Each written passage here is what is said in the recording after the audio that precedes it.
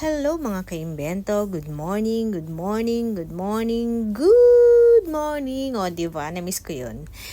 Isishare ko lang sa inyo ang aming ulam for today's video. Dalawang tofu lang yan na medyo malaki-laki yung size, din hiniwa ko lang siya ng maliliit. At atin naman itong piprito. Naglagay ako ng konting mantika. Yung sapat na mantika lang, hindi naman ganun karami para maprito ko lang yung ating tofu. And ito yung partner ng ating tofu. Dalawang medium size ng, ano ba tawag dyan? Nakakalimutan ko ampalaya. Ganyan lang yung ampalaya na kinukuha ko, yung hindi masyadong green, para hindi naman masyadong mapait. So, yan yung tofu muna ang aking pinirito. Nilagyan ko lang ng salt and pepper. Pasensya na kayo sa aking video kumukurap-kurap. Yan ang dahilan, yung ilaw na yan. So, ayan, naprito ko na yung kabilang side ng ating tofu. Then, eto naman ang ating mga sangkap para sa ating pagigisa ng ating ampalaya. Meron tayong 3 itlog, yang ampalaya, 2 pirasong medyo mahilab-hilab, at ang ating garlic toasted garlic. O, di ba? Kasi kukonti lang yung garlic na fresh natin dyan. Kaya, lalagyan ko siya ng toasted garlic. So, inuna ko na yung sibuyas.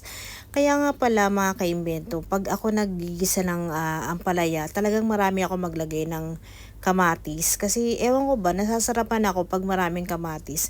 So yan, nilagyan ko siya ng 1 pirasong sili. Kung mga bata naman yung kakain, kahit hindi nyo nalagyan ng sili. Yung bawang naman, kapiraso lang. Kasi yun na lang ang natira sa bawang ko rito. Kaya lalagyan ko siya ng toasted garlic. Kasi meron akong toasted garlic dito sa bahay. Marami rin ba kayo maglagay ng kamatis? Ayan, kung nakikita nyo, medyo 3 pirasong malalaking kamatis yung nilagay ko. Ewan ko, talagang iba yung lasa kasi pag maraming kamatis yung ginisang ampalaya. Ang sarap-sarap ng panlasa ko talaga sa kanya. Comment naman kayo kung ganun din kayo magluto ng ampalayang ginisa na maraming kamatis, o diba? Halu-haluin lang natin yan hanggang sa malustay. Malustay? Malusaw ang ating mga kamatis. Yung talagang naluluto na siya, ganun, malusaw. Tama ba ang mga pinagsasabi ko? Then, lagyan natin din siya ng ground black pepper. Kahit naman white pepper is okay lang. Yung black pepper ay depende na sa inyong panlasa. Kung gusto nyo na medyo maanghang, dagdagan nyo na lang. Ako kasi mahilig din ako sa black pepper. Then, nilagyan ko din siya ng garlic powder kasi magkakapagpadagdag yan ng lasa sa ating ginisang ampalaya. Subukan nyo guys, subukan nyo mga kaimbento, talaga namang iba ang lasa. Pag may garlic powder, talaga namang masarap talaga siya. Kayo mga kaimbento, naglalagay rin ba kayo ng garlic powder sa kahit anong gulay na inyong igigisa? Ako kahit anong gulay talagang igigisa ko, sinasamahan ko talaga siya ng garlic powder. So ayan, hayaan lang natin maluto ang ating kamatis bago naman natin isunod ang ating ampalaya. Pag nagluluto ako ng ganito, pagkalagay ko ng ampalaya, hindi ko siya masyadong hinahalo. Kasi yung tendency niya, pag talagang hinalo mo siya ng hinalo is pumapait yung ampalaya. Di ba napapansin nyo yung ibang ampalaya? Binababad pa nila sa asin, na mainit na tubig, tas pipigain.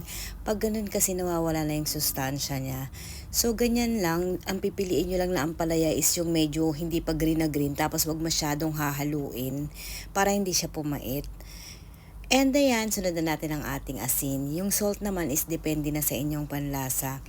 Kasi dati ganun din yung ginagawa ko. Binababad ko siya sa asin na may mainit na tubig, tapos huhugasan, tapos pipigain. So naisip ko nawawala na yung sustansya ng gulay. Pag ganun yung ginagawa, then tinakpan ko lang siya hanggang sa maluto yung ating gulay. Bali ang paghahalo ng ampalaya is usod-usod lang. Pag naluto na siya, doon na natin siya hahaluin. So ayan, naluto na ang ating ampalaya. Doon ko naman isusunod ang 3 itlog na ating binati kanina. Haluin ko muna para maging even yung lasa, para maging isa yung lasa niya, mag-corporate lahat ng nilagay nating mga pampalasa dito sa ating ampalaya. Bago ko isusunod ang ating itlog. At pag maglalagay naman ako ng itlog, yung pagkalagay ko ng ganyan, hindi ko basta-basta muna hinahalo. Hinahayaan ko lang na maluto yung itlog para naman merong buo-buong itlog akong nakakain. Kasi yung iba, dati rin ako gawa ko, pagkalagay ko pa lang is hinahalo ko na.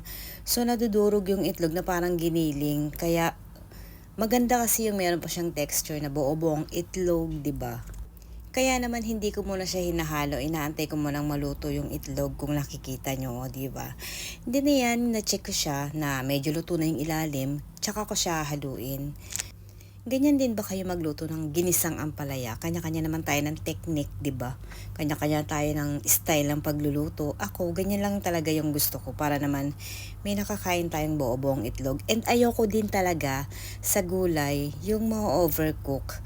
Kasi parang hindi na siya crunchy, ganun. Kaya pag nagluluto ako ng gulay, hindi ko talaga siya ino-overcook. Din yan, dahil kulang yung bawang natin kanina, ko konti lang, nilagyan ko na rin siya ng toasted garlic kasi meron ako dito.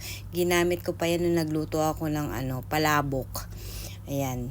Then nilagyan ko rin siya ng toasted garlic para naman maglasang bawang. Kasama na rin yung garlic powder kanina, 'di ba? Kasi gusto ko talaga maraming bawang pag magigisa ko ng mga gulay kagaya nitong ampalaya.